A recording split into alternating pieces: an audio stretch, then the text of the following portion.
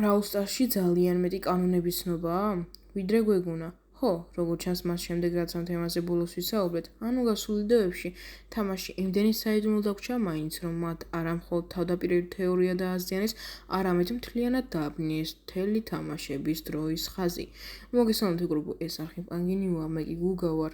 გამოიწერე არხი და ლაიქე ვიდეო და გააქტიურე ზარისხლაკი, რათა იგულო მეტი ესეთი მაგარი ვიდეოები და არ გამოტოვო გათამაშებები და ვიდეოები. კარგით, ახლა კი უშუალოდ ვიდეოზე გადავინაცვლოთ.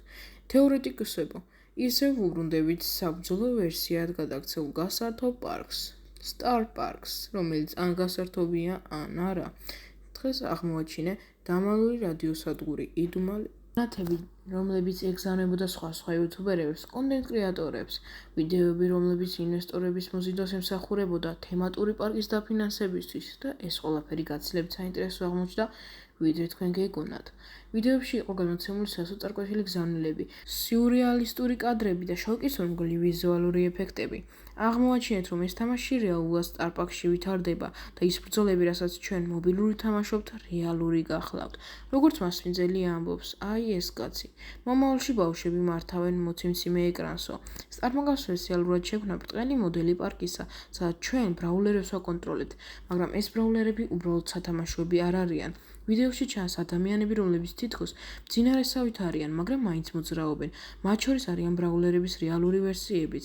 ეს ყველაფერი კი უკავშირდება იმ მიდუმალ რადიოსადგურს WABRL-ს, რომელიც კვლავ და კვლავ იმეორებს. დარჩით მძინარე, არ გაიღვიძოთ, ივარჯიშეთ და იღიმეთ მთელი დღე. ეს თქვენი ხემილი შეხსენებაა, იღიმეთ. ეს მესიჯები ჰიპნოზში აგდებს სტუმრებს, პერსონალს და ბრაულერებსაც კი. მათი სხეულები ჰიპნოზში არიან და რეალურ პარკში ვარჯიშობენ, ჭამენ და ისვენებენ, მაგრამ მათი ქვეცნობიერი გადატანილია იმ მოდელის ბრაულერებში, რომელსაც ჩვენ ვაკონტროლებთ. მიზანი კი ქვეცნობიერის გაწვრთნაა, რათა ისინი გახდნენ ზე სამხედროები galaktikuri dominatsiისთვის. არა, არ გეგონოთ, რომ ეს უბრალოდ მობაილ თამაში იყო. ეხლა კი მოდი ვიმოგზაუროთ საგიჟეში. 2023 წლის ბოლოს სუპერსემმა ჩაატარა ჩვეულებრივი ლაივსტრიმი Paul Talk-ი, მაგრამ პირდაპირ ეთერის შუაში რაღაც უცნაური მოხდა. ფიდი გადავიდა მონიტორზე, რომელიც თითქოს უსაფრთხოების ოთახში იყო, სადაც მწვანე ეკრანს და სხვა რაღაცებს იყენებენ. ანუ, თეორეტიკოსების საყვარელ ოთახში. ცოტაც რომ დაემატებინათ ანიმატორები და შემზარავი რაღაცეები, ეგრევე FNAF-ის დაემსგავსებოდა. ამის შემდეგ კი თამაში Brawl Stars-ის მთავარ ეკრანზე აღმოჩნდა პატარა კამერა ლობიში და ვინც დააჭერდა, გადადიოდა იმავე უსაფრთხოების ოთახში და სწორედ აქედან იწყება ჩვენი ახალი ცნობები. კამერებზე ჩანან ცნობილი ბრაულერები, ბული, ლეონი და ნიტა, მაგრამ ისინი არაფერს აკეთებენ, არ იბრძვიან, უბრალოდ პარკის სტუმრებივით ან თანამშრომლებივით იქცევიან და გამოიყურებიან.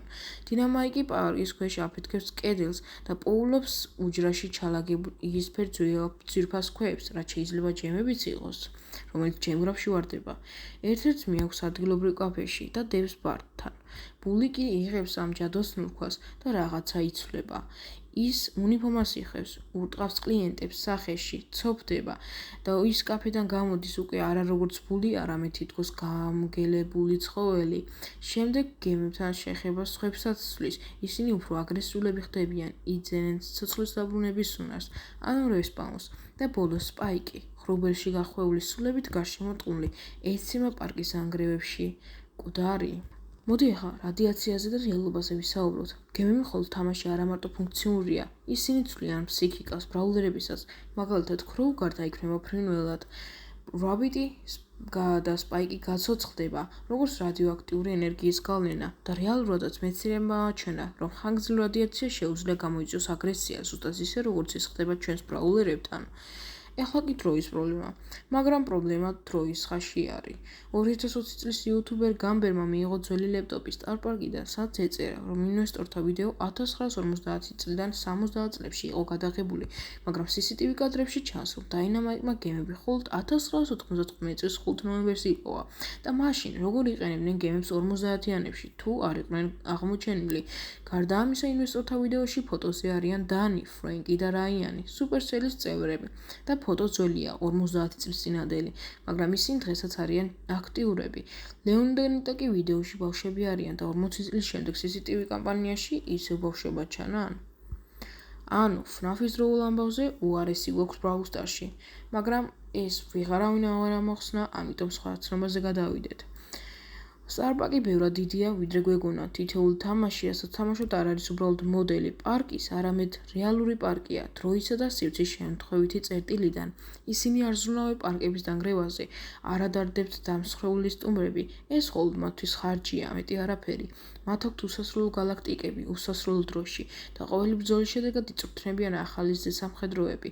ესე იგი შეგვამცნობს, რამდენად დიდია Starbucks-ის გეგმები და რამდენი ბრტყელი პარკი შეიძლება არსებობდეს. მთელი მულტივერსიით გასაკონტროლებლად.